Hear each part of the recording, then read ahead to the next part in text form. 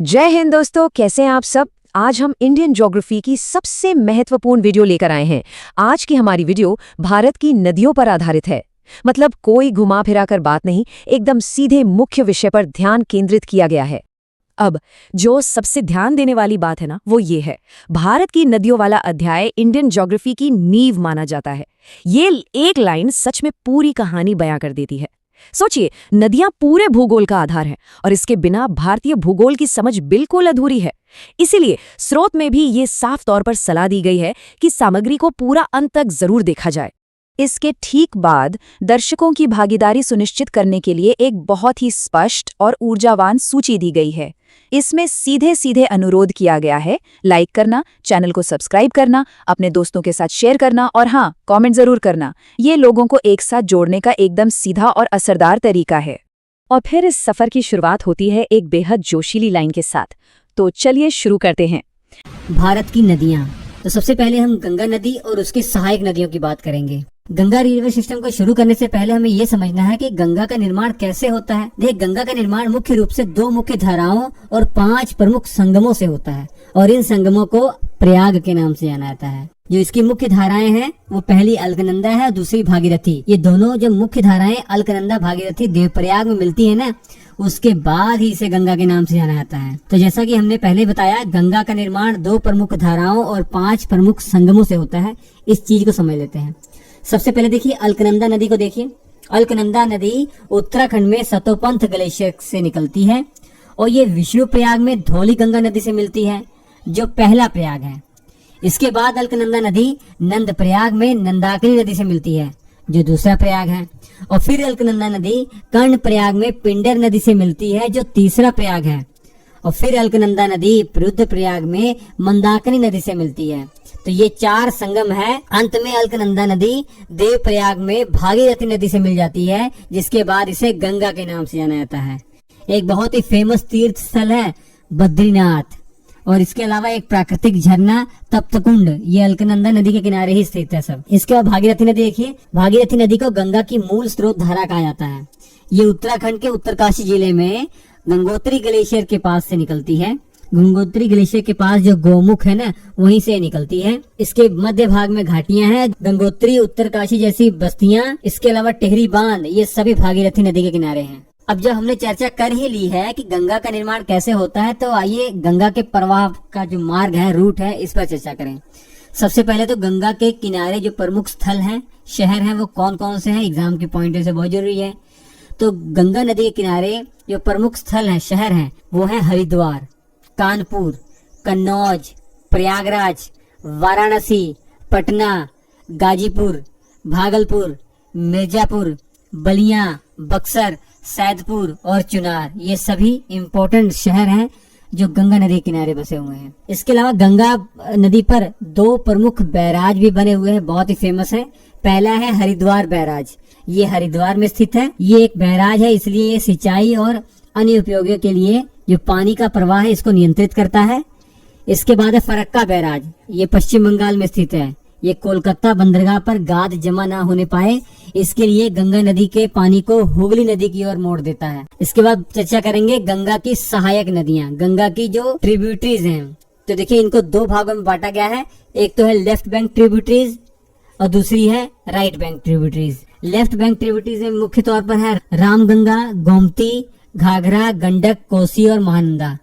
और right bank tributaries में है यमुना, सोन, ये सब आपको पढ़नी है। तो इन जो ट्रिब्यूटरीज हैं, इनके बारे में भी डिटेल में जानकारी आपको चाहिए कि कहाँ से कौन निकलती है। सबसे पहले जो आपकी लेफ्ट बैंक ट्रिब्यूटरीज हैं, उनको शुरू करते हैं। इसमें है सबसे पहले रामगंगा। रामगंगा कहाँ से निकलती है? उत्तराखंड के कुमायूं पहाड़ियों से ये निकलती है। ये अल्मोड़ा जिले और कार्बेट नेशनल पार्क है, यहाँ से होकर गुजरती है। रामगंगा के तट पर एक शहर है बहुत फेमस, बरेली। इसके अलावा कन्नौज के पास ये गंगा नदी में मिल जाती है। इसके बाद है गोमती नदी। ये उत्तर प्रदेश के अंदर पीलीभीत जो जिला है, वहां पर गोमत ताल है एक, जिसे फुल्लर झील भी कहा जाता है, वहां से ये निकलती है और ये उत्तर प्रदेश में लगभग 900 किलोमीटर तक बह जाती है। इसके तट पर लखनऊ, लखीमपुर खीरी, सुल्तानपुर, जौनपुर स्थित है और गाजीपुर के पास ये गंगा में मिल जाती है। इसके बाद है घाघरा नदी, जिसे करनाली नदी भी कह देते हैं। घाघरा नदी का उद्गम कहाँ से हुआ है? तिब्बत के पठार पर मानसरोवर झील के जस्ट पास से ही इसका उद्गम हुआ है और ये नेपाल से होकर भारत में प्रवेश करती है। इसकी मुख्य जो सहायक नदियां हैं राप्ती है, शारदा है, सरयू है। लेकिन शारदा की बात करना जरूरी है। शारदा को महाकाली भी कहा जाता है और ये हिमालय से निकल रही है और नेपाल और भारत की सीमा पर बहती है। नेपाल में मैंने ऑलरेडी बताया इसको महाकाली के नाम से जाना जाता है और भारत के मैदानी इलाकों में इसे शारदा के नाम से जाना जाता है और ये घाघरा नदी में ही मिलती है। इसके बाद सरयू देखिए, सरयू बहुत ही फेमस है, घाघरा की बहुत ही इंपॉर्टेंट सहायक नदी है। इस नदी का वेदों और रामायण में भी उल्लेख किया गया है और अयोध्या इसी नदी किनारे स्थित है। इसके बाद राप्ती नदी, ये भी घाघरा की एक इम्पोर्टेंट सहायक नदी है जो बार बार आने वाली बाढ़ के लिए जानी जाती है, इसलिए इसे गोरखपुर का शौक भी कह देते हैं। इसके बाद है गंडक नदी। इसका उद्गम नेपाल हिमालय में काली और त्रिशूली नदियों के संगम से होता है। ये एक ट्रांस बाउंड्री रिवर है, सीमा पार की नदी है और अपने घुमावदार मार्ग के लिए ये बहुत जानी जाती है और गंगा की ये सहायक नदी है। इसके बाद है कोशी, बहुत ही फेमस। ये 7 हिमालयी नदियों से मिलने से बनती है, इसीलिए तो इसे सप्तकोशी भी कह देते हैं। इसका जो जल ग्रहण क्षेत्र है, इस क्षेत्र के अंदर माउंट एवरेस्ट, कंचनजंगा जैसी दुनिया की सबसे ऊंची चोटियां शामिल हैं। बिहार में विनाशकारी बाढ़ लाती है ये नदी, इसी कारण से इसे बिहार का शौक भी कहा जाता है और ये कटिहार जिले में गंगा से मिल जाती है। इसकी कुछ इंपॉर्टेंट सहायक नदियां हैं, जैसे बागमती तो बहुत फेमस इसकी सहायक नदी है। इसके बाद है महानंदा। इसका उद्गम दार्जिलिंग की पहाड़ियों से होता है और ये गंगा की सबसे पूर्व की सहायक नदी है, सबसे आखिरी में मिलने वाली सहायक नदी है और पश्चिम बंगाल में गंगा से मिल जाती है। इसके बाद बात करते हैं राइट बैंक ट्रिब्यूटरीज की। इसमें सबसे पहले तो यमुना नदी है। यमुना नदी के बारे में डिटेल में हम नेक्स्ट क्लास में पढ़ेंगे, क्योंकि बहुत ही ज्यादा विस्तार में इसको पढ़ना पड़ेगा हमें। इसके बाद सोन नदी। मध्य प्रदेश में अमरकंटक पठार से नर्मदा नदी के उद्गम स्थल के जस्ट पास से ये निकलती है। मध्य प्रदेश, उत्तर प्रदेश, झारखंड और बिहार में ये बहती है और पटना के पास गंगा नदी में मिल जाती है। इसकी 2 इंपॉर्टेंट सहायक नदियां हैं, एक रिहंद नदी है और दूसरी उत्तरी कोयल नदी। रिहंद नदी की बात करें तो ये छत्तीसगढ़ से निकलकर उत्तर प्रदेश में सोन नदी में मिलती है और बहुत फेमस रिहंद जो डैम है इसी नदी पर बना हुआ है। उत्तरी कोयल नदी की बात करें तो ये छोटा नागपुर पठार से निकलती है और बेतला नेशनल पार्क से होकर ये गुजरती है और बाद में सोन नदी में मिल जाती है। इसके बाद गंगा की डिस्ट्रीब्यूटरी की बात करते हैं। अभी तो आप ट्रिब्यूटरी की बात कर रहे थे, अब डिस्ट्रीब्यूटरी की बात करेंगे, वितरिका की बात करेंगे।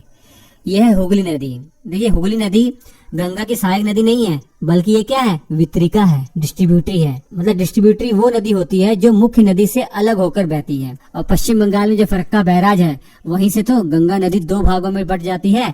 एक तो पद्मा नाम से बांग्लादेश में चली जाती है और दूसरी हुगली नाम से पश्चिम बंगाल में चली जाती है। हुगली की एक इम्पोर्टेंट सहायक नदी है दामोदर नदी। ये दामोदर नदी देख रहे हैं, झारखंड के छोटा नागपुर पठार से निकलती है, झारखंड पश्चिम बंगाल में ये बहती है और ये सीधे हुगली में आ जाती है। याद रखिए, ये गंगा में नहीं मिलती है, हुगली नदी में मिल जाती है पश्चिम बंगाल के अंदर। और दामोदर की विशेषता ये है दामोदर नदी की, इसका जो बेसिन है वो खनिज संपदा से भरपूर है और ये औद्योगिक क्षेत्र है। इसकी सहायक नदियां कुछ हैं, बराकर, कोनार और बोकारो। और दामोदर नदी के बारे में एक और इम्पोर्टेंट बात है, वो आप कमेंट करके जरूर बताइए कि इसे कहाँ का शौक कहा जाता है। तो ये थी Ganga river system. Indus river system के बारे में पढ़ेंगे, सिंधु नदी और इसकी सहायक नदियों के बारे में पढ़ेंगे। तो सबसे पहले तो ये जान लीजिए, सिंधु नदी एक ट्रांस बाउंड्री रिवर है, यानी ये 1 से ज्यादा देशों में बहती है। ये तिब्बत के पठार के पास मानसरोवर झील के पास से ये निकलती है और लद्दाख, गिलगित, बाल्टिस्तान के इलाकों से होकर बहती है। इसके बाद ये पाकिस्तान में एंटर कर जाती है और आखिरी में कराची पोर्ट के पास अरब सागर में मिल जाती है। तो ये नदी अपनी अनोखी बायोडायवर्सिटी के लिए जानी जाती है, यानी यहाँ कई तरह के जीव जंतु पाए जाते हैं। इसमें सबसे इम्पोर्टेंट है ब्लाइंड इंडस रिवर डॉल्फिन। ये प्रजाति ऐसी है, डॉल्फिन की एक खास किस्म है। ये केवल कहाँ पाई जाती है? इसी नदी में पाई जाती है और कहीं दुनिया में नहीं पाई जाती। सिंधु नदी की कई ट्रिब्यूटरीज हैं। सबसे पहले तो हम जो राइट बैंक ट्रिब्यूटरीज हैं उन्हें पढ़ेंगे। इसमें है श्योक, शिगर, गिलगित, काबुल, गोमल, ये सब इम्पोर्टेंट नदियां हैं। तो इन राइट बैंक ट्रिब्यूटरीज में सबसे पहले है श्योक नदी। ये श्योक नदी देख रहे हैं, उत्तरी लद्दाख के इलाके से होकर बहती है। ये कराकोरम रेंज में जो रेमो ग्लेशियर है वहां से निकलती है और लगभग 550 किलोमीटर तक बहती है।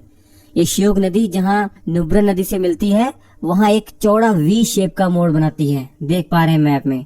और ये मोड़ कराकोरम रेंज के चारों ओर बनता है और साउथ ईस्टर्न किनारे को दिखाता है कराकोरम रेंज के। इसकी दूसरी जो राइट बैंक ट्रिब्यूटरीज है वो नुब्रा नदी है। हालांकि ये श्योक नदी की एक मेन सहायक नदी है और ये सियाचिन ग्लेशियर से निकलती है और दक्षिण पूर्व साउथ ईस्ट दिशा में घुमावदार रास्ते से बहती है और लद्दाख रेंज के निचले हिस्से में श्योक घाटी में जाकर श्योक नदी में मिल जाती है। और नुब्रा घाटी जो है, नुब्रा वैली, ये 3048 मीटर की ऊंचाई पर स्थित है और यहाँ ज्यादा ऊंचाई और बहुत कम वर्षा होने के कारण ना तो ज्यादा पेड़ पौधे यहाँ उगते हैं और ना ही बहुत ही पक्के तौर पर यहाँ लोग रहते हैं। अब अगली जो ट्रिब्यूटरी है वो शिगर रिवर है।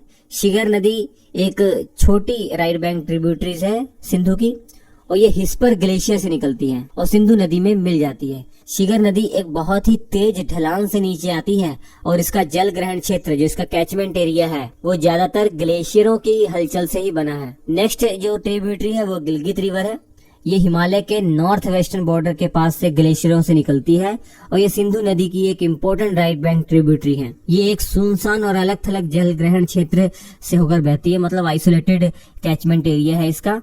और गिलगित शहर इस नदी के किनारे मेन बस्ती बसी हुई है। अब चलते हैं लेफ्ट बैंक ट्रिब्यूटरीज की तरफ जो सबसे इम्पोर्टेंट है। लेफ्ट बैंक ट्रिब्यूटरी में सबसे पहले है जास्कर रिवर। ये सिंधु की इम्पोर्टेंट ट्रिब्यूटरी है जो लद्दाख के इलाके से होकर बहती है। इसके ऊपरी हिस्सों में इसकी दो मेन शाखाएं हैं और इसके रास्ते के किनारे इंसानी बस्तियां बहुत कम रहती हैं। इसके बाद आते हैं जो इम्पोर्टेंट लेफ्ट बैंक ट्रिब्यूटरी है वो पंजनाद नदी। ये पंजनाद नदी देख रहे हैं, पंजाब की 5 नदियों से मिलकर ये बना हुआ है जिनके नाम है चिनाब, झेलम, रावी, सतलुज और व्यास।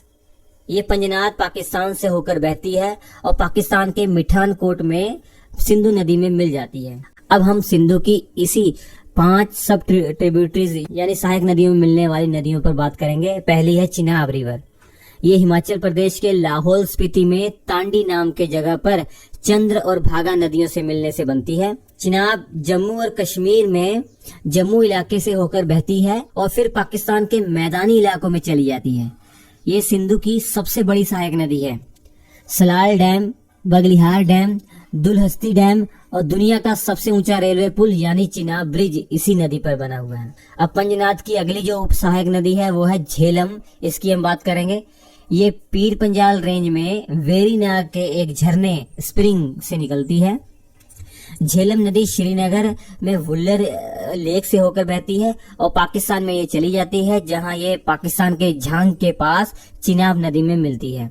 तो झेलम असल में चिनाब नदी की एक सहायक नदी आप कह सकते हैं। किशन गंगा रिवर देख रहे हैं जिसे नीलम नदी भी कहते हैं, ये झेलम की एक इम्पोर्टेंट सहायक नदी है। और पंजनाद की तीसरी जो उप सहायक नदी है वो रावी नदी है। ये हिमाचल प्रदेश में हिमालय की धौलाधर रेंज से होकर निकलती है और ये नॉर्थ वेस्ट दिशा में बहती है और इसकी कुल लंबाई लगभग 720 किलोमीटर है। इंडस वाटर ट्रीटी के अनुसार इस नदी का पानी भारत को दिया गया है और मशहूर रणजीत सागर डैम जो एक मल्टीपर्पज प्रोजेक्ट है यानी कई कामों के लिए इस्तेमाल होता है, ये रावी नदी पर ही है। और चौथी जो सब ट्रिब्यूटरी है वो सतलुज नदी है। सतलुज नदी कैलाश पर्वत रेंज में जो मानसरोवर झील है इसी के पास एक राकस्ताल झील है, वहीं से निकलती है और ये हिमाचल प्रदेश से होकर बहती है और भाखड़ा के पास पंजाब के मैदानी इलाकों में आती है जहां भाखड़ा नांगल डैम बना हुआ है।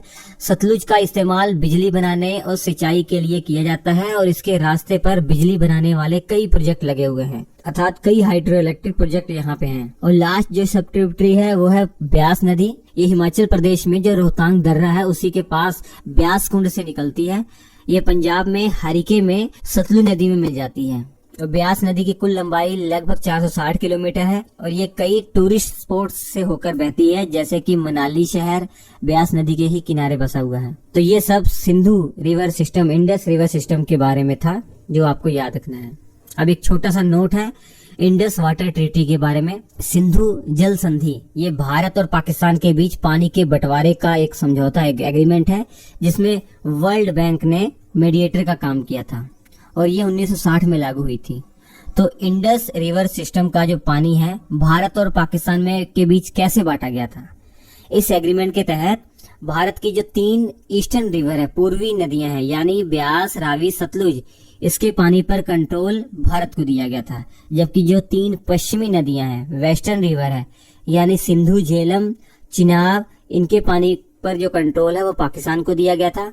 इस तरह से पानी का बंटवारा किया गया था। 3 पूर्वी नदियां ब्यास, रावी, सतलुज का कंट्रोल भारत को और 3 पश्चिमी नदियां वेस्टर्न रिवर, सिंधु, झेलम, चिनाब का कंट्रोल पाकिस्तान को दिया गया था। ये दुनिया के सबसे सफल इंटरनेशनल वाटर शेयरिंग एग्रीमेंट में से एक है। इसी में आज सबसे इम्पोर्टेंट जो रिवर दक्षिण भारत की इम्पोर्टेंट रिवर है दक्षिण गोदावरी रिवर, इसके बारे में पढ़ेंगे। देखिए जो गोदावरी रिवर है ये प्रायद्वीप भारत में बहने वाली नदी है, पेनिनसुलर रिवर है। और ये भी आपको याद रखना पड़ेगा जो पेनिनसुलर रिवर्स हैं ये हिमालयी नदियों से बहुत ही पुरानी है।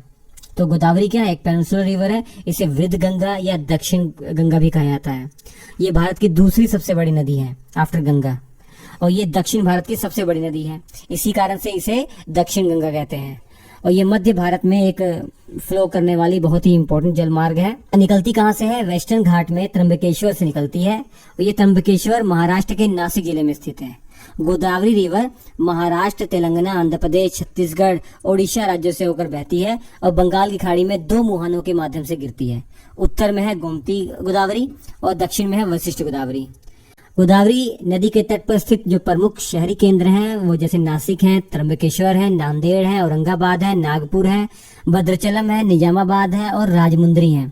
राजमुंदरी तो गोदावरी के तट पर बसा सबसे बड़ा शहरों में से एक है। गोदावरी नदी पर महत्वपूर्ण परियोजनाएं भी हैं, जैसे श्री राम सागर प्रोजेक्ट। ये जो प्रोजेक्ट है आदिलाबाद, निजामाबाद, करीमनगर और वारंगल जिलों को सिंचाई की जरूरतों को पूरा करता है। गोदावरी रिवर में कुछ इंपॉर्टेंट सहायक रिवर्स हैं उसकी, जैसे लेफ्ट बैंक ट्रिब्यूटरीज जो है वो पेनगंगा, वर्धा, वेनगंगा, इंद्रावती और शबरी है। जबकि जो राइट बैंक ट्रिब्यूटरी उसमें एक ही आपको याद रखनी है, मंजरा। सबसे पहले राइट बैंक ट्रिब्यूटरी को ही पढ़ते हैं, मंजरा रिवर को। मंजरा रिवर गोदावरी की इंपॉर्टेंट सहायक नदी में से एक है। ये महाराष्ट्र के अहमदनगर जिलों में बालाघाट रेंज में 823 मीटर की ऊंचाई से निकलती है। ये नदी महाराष्ट्र के लातूर जिले और कर्नाटक के बीदर जिले से होकर बहती है और फिर तेलंगाना राज्य में प्रवेश करती है। ये निजामाबाद के पास बसर में गोदावरी नदी में मिल जाती है। और निजाम सागर जो बांध है वो मंजरा नदी पर ही बनाया गया है। ये गोदावरी की प्रमुख दाईं ओर से मिलने वाली सहायक नदी है, इसे आप याद रखिए। अब चलते हैं बाईं ओर से जो मिलने वाली सहायक नदियां हैं, जिसमें हमें पढ़ना है पेनगंगा, वर्धा, वेनगंगा, इंद्रावती। सबसे पहले तो हम बात करेंगे पेनगंगा की। पेनगंगा देख रहे हैं, ये महाराष्ट्र के औरंगाबाद जिले में अजंता रेंज से निकलती है। ये बुल्ढाना और वाशिम जिलों से होकर बहती है और महाराष्ट्र के यवतमाल, नांदेड़ जिलों के बीच से होकर एक विभाजन रेखा का कार्य करती है और फिर ये महाराष्ट्र और तेलंगाना राज्य की सीमा के साथ भी बहती है। पेनगंगा नदी महाराष्ट्र के यवतमाल जिले में एक छोटे से गांव के पास जो वर्धा नदी है वहां मिल जाती है।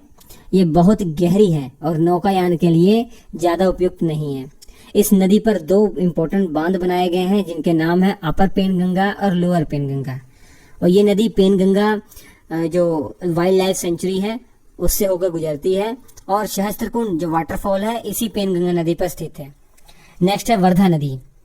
वर्धा रिवर देख रहे हैं, ये महाराष्ट्र के विदर्भ क्षेत्र की सबसे बड़ी नदी में से एक है और ये मध्य प्रदेश के बैतूल जिले में सतपुड़ा रेंज से निकलती है। जहां से निकलती है वो समुद्र तल से 777 मीटर ऊंचा है। ये नदी महाराष्ट्र में प्रवेश करने से पहले मध्य प्रदेश में 32 किलोमीटर तक बहती है। उसके बाद 528 किलोमीटर की दूरी तय करने के बाद वेनगंगा में मिलती है और इसकी जो संयुक्त धारा है इसी को कहते हैं प्राणहिता, और जो लास्ट में गोदावरी में मिल जाती है। अपर वर्धा जो बांध है वो वर्धा नदी पर ही बनाया गया है और इसे अमरावती शहर की जीवन रेखा माना जाता है। नेक्स्ट है वेनगंगा। वेनगंगा का जो शाब्दिक अर्थ होता है पानी का तीर। ये मध्य प्रदेश की सतपुड़ा रेंज की महादेव पहाड़ियों से निकलता है। महादेव पहाड़ियों की जो दक्षिणी ढलान है वहां से निकलती है। ये नदी दक्षिण की ओर मध्य प्रदेश महाराष्ट्र से होकर बहती है। वर्धा नदी से जुड़ने के बाद इस संयुक्त धारा को प्राणहिता के नाम से जाना जाता है। ऑलरेडी हमने बताया आपको, जो लास्ट में गोदावरी नदी में मिल जाती है। वेनगंगा नदी महाराष्ट्र के चंद्रपुर, गढ़चिरौली, भंडारा, गोदिया और नागपुर जिलों से होकर बहती है। इस नदी के किनारे बसे प्रमुख शहरी जो केंद्र हैं वो कामठी, भंडारा, तुमसर, बालाघाट और पवनी शामिल हैं, जो मुख्य शहरी और औद्योगिक केंद्र हैं। नेक्स्ट है इंद्रावती रिवर। ये उड़ीसा के कालाहांडी जिले में पूर्वी घाट से निकलती है। ये छत्तीसगढ़ के बस्तर जिले से लगभग 380 किलोमीटर तक बहती है। इसे बस्तर जिले की जीवन रेखा भी कहा जाता है। ये कुछ स्थानों पर महाराष्ट्र और छत्तीसगढ़ राज्यों की सीमा भी बनाती है और बाद में दंतेवाड़ा जिले में गोदावरी में मिल जाती है। इसका जो तल है वो चट्टानी है।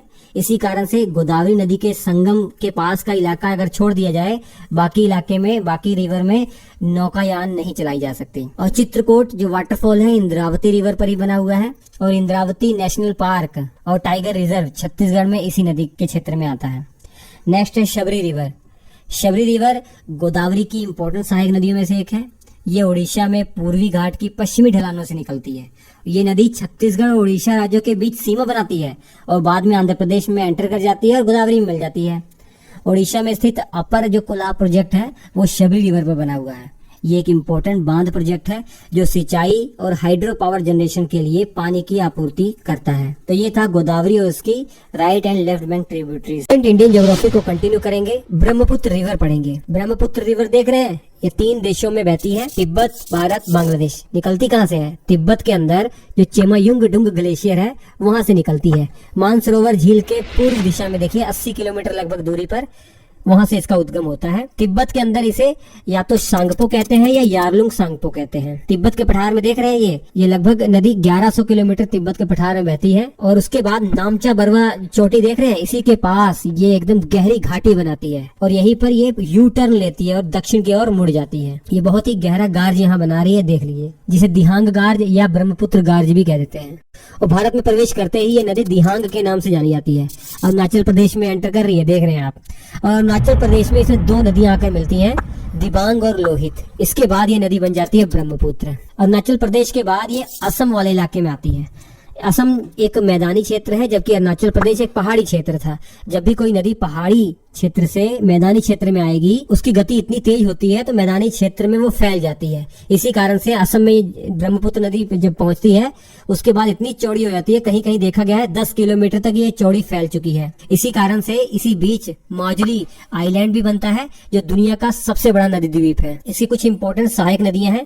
सबसे पहले दाईं ओर से देखिए, सुबनसिरी है, कामेंग है, मानस है, संकोश है और तीस्ता नदी है। जबकि बाईं ओर से आप देखेंगे तो दिबांग है, लोहित है, धनसिरी है, एक दिहिंग नदी है, इसे बूढ़ी दिहिंग भी कहते हैं। बांग्लादेश में जब ये नदी एंटर करती है तो इसे जमुना के नाम से जाना जाता है। और आगे चलकर जो गंगा आ रही है, पद्मा नाम से जानी जाती है बांग्लादेश में, उसमें ये मिल जाती है। उसके थोड़ी दूर और चलने के बाद इसके लेफ्ट साइड से मेघना नदी आकर मिल जाती है इसमें और उसके बाद ये बंगाल की खाड़ी में गिर जाती है। इतना तो आपको पता ही है, गंगा और ब्रह्मपुत्र ये दोनों मिलकर दुनिया का सबसे बड़ा डेल्टा बनाती हैं जिसे सुंदरबन डेल्टा कहा जाता है। ये बांग्लादेश और वेस्ट बंगाल में फैला हुआ है। ब्रह्मपुत्र रिवर की खासियत ये है कि ये ग्लेशियर और मानसून दोनों से पोषित है, इसीलिए साल भर पानी इसमें रहता है। यानी हम कह सकते हैं ये पेरिनियल रिवर है। और ब्रह्मपुत्र नदी असम में हर साल बाढ़ और कटाव का कारण भी बनती है, लेकिन साथ ही उपजाऊ का कारण भी यही है। उपजाऊ मिट्टी का कारण भी ब्रह्मपुत्र रिवर ही है असम के अंदर। तो इतनी बातें ब्रह्मपुत्र रिवर के बारे में याद रखिए। जितनी भी नदियां बची हुई हैं तो सबको एक साथ देख लेते हैं। सबसे पहले है यमुना रिवर। निकलती कहाँ से? उत्तराखंड में यमुनोत्री ग्लेशियर से निकलती है और ये यमुनोत्री ग्लेशियर बंदरपुच पर्वत पर ही है। यमुना नदी आगे जाकर प्रयागराज में गंगा से मिल जाती है त्रिवेणी संगम के पास। यमुना की कुछ इंपॉर्टेंट सहायक नदियां हैं जैसे चंबल, सिंध, बेतवा, केन और हिंडन। दिल्ली, आगरा और मथुरा ये जो नगर है यमुना नदी किनारे बसे हुए हैं। गंगा यमुना द्वाब क्षेत्र का निर्माण करती है ये यमुना नदी। नेक्स्ट है चंबल नदी। चंबल नदी का उद्गम मध्य प्रदेश के अंदर जानापाव पहाड़ी से होता है। ये जानापाव पहाड़ी विंध्याचल पर्वत श्रेणी का ही हिस्सा है। आगे जाकर ये इटावा से कुछ किलोमीटर दूरी पर यमुना नदी में मिल जाती है उत्तर प्रदेश के अंदर। चंबल नदी मध्य प्रदेश, राजस्थान, उत्तर प्रदेश में बहती है। कुछ इंपॉर्टेंट इसकी सहायक नदियां हैं जैसे छिप्रा, काली सिंध, पार्वती और बनास। चंबल नदी खासियत यह है कि बहुत गहरी गहरी घाटियां बनाती है ये। नेक्स्ट है शिप्रा नदी। इसका उद्गम देखिए मध्य प्रदेश के अंदर जो इंदौर है वहां पर जो काकरी बरड़ी पहाड़ियां हैं जो विंध्याचल पर्वत श्रेणी का ही हिस्सा है, वहां से इसका उद्गम होता है। आगे जाकर ये चंबल नदी में मिल जाती है। शिप्रा नदी के किनारे उज्जैन बसा हुआ है। वहां पर एक मंदिर है महाकालेश्वर मंदिर, जहाँ हर 12 साल में एक बार कुंभ मेला लगता है। नेक्स्ट है बेतवा नदी। उद्गम देखिए कहाँ से होता है? मध्य प्रदेश के अंदर एक जिला है रायसेन, वहीं से इसका उद्गम होता है। जो विंध्याचल की पर्वत श्रेणियां हैं वहीं से इसका उद्गम हो रहा है। आगे जाकर ये यमुना नदी में मिल जाती है। उत्तर प्रदेश के हमीरपुर के पास ये यमुना नदी में मिल जाती है। इम्पोर्टेंट एक बांध बना हुआ है बेतवा नदी पर, राजघाट बांध, जिसे रानी लक्ष्मीबाई सागर बांध भी कहा जाता है। नेक्स्ट इंपॉर्टेंट रिवर है नर्मदा। मध्य प्रदेश के अंदर अमरकंटक चोटी से निकलती है, पश्चिम दिशा में बहती है और भ्रंश घाटी रिफ्ट वैली में बहती है और आगे जाकर गुजरात के भड़ोच में अरब सागर में यह गिर जाती है। इंदिरा सागर, सरदार सरोवर 2 इंपॉर्टेंट डैम बने हुए हैं नर्मदा नदी पर। धुआंधार वाटरफॉल ये नर्मदा नदी के कारण ही बनता है जबलपुर के पास भेड़ा घाट नामक जगह पर। नर्मदा की खासियत ये है कि ये डेल्टा का निर्माण नहीं करती है, एस्चुरी का निर्माण करती है।